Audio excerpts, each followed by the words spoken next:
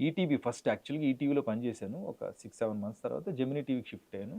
ఇంకా అప్పటి నుంచి జెమినీలోనే ఉన్నాను. ఈటీవీ ఫస్ట్ ఆదరించింది ఈటీవీయే. అదేంటబ్బా! ఎవరు తెలియదంటారు. ఏమి కాని టైంలోనే మీ రూమ్‌మేట్స్ అందరూ హ్మ్.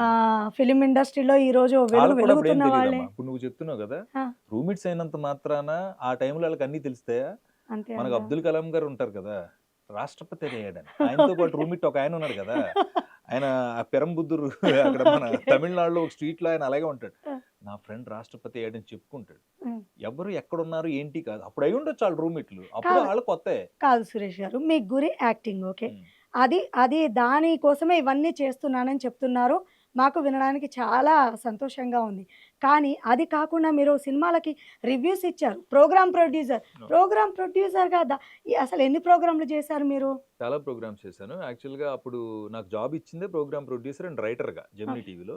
హ్మ్. 'పట్టుకుంటే పట్టుచీర' క్రియేట్ చేశాను ఫస్ట్ మన సుమ ఓకే. గారిది అదొకటి 'పట్టుకుంటే పట్టుచీర', 'Ram Atmaram', 'smile please', 'Tollywood talks', 'నవ్వుల నజరానా'.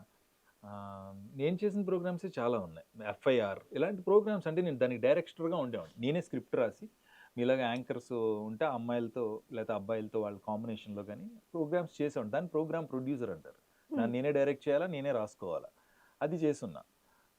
సో, అంతే అక్కడి నుంచే నేను యాంకర్ అయ్యాను తర్వాత. ఎందుకంటే ఇవన్నీ చేయడానికి కారణం చెప్పాను కదా! యాక్టర్ అవ్వాలంటే ఏదో ఒక మార్గం దొరకాలి. హ్మ్. అది ఇలా దొరికింది. అందుకని జెమినీలో అవన్నీ వర్క్స్ చేశాను నేను.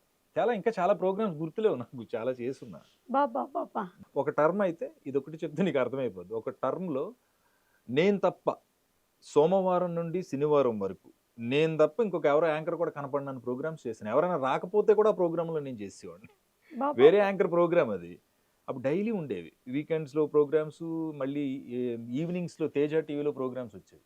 ఎవరైనా యాంకర్ రాకపోయినా నేనే 24 ఫ్రేమ్స్ నాదే. 'రామాత్మారాం' నాదే. 'స్మైల్ ప్లీజ్' నాదే. 'నవ్వుల ఓహ్! నజరానా' నాదే. ఇంకా చాలా ఉన్నాయి. 'అయితే హిట్టే' నాదే. 'అయితే హిట్టే' అని చాలా పెద్ద హిట్ ప్రోగ్రామ్. అనుపమ, నేను చేసాం. తర్వాత అనితా చౌదరితో ప్రోగ్రామ్ చేశాను.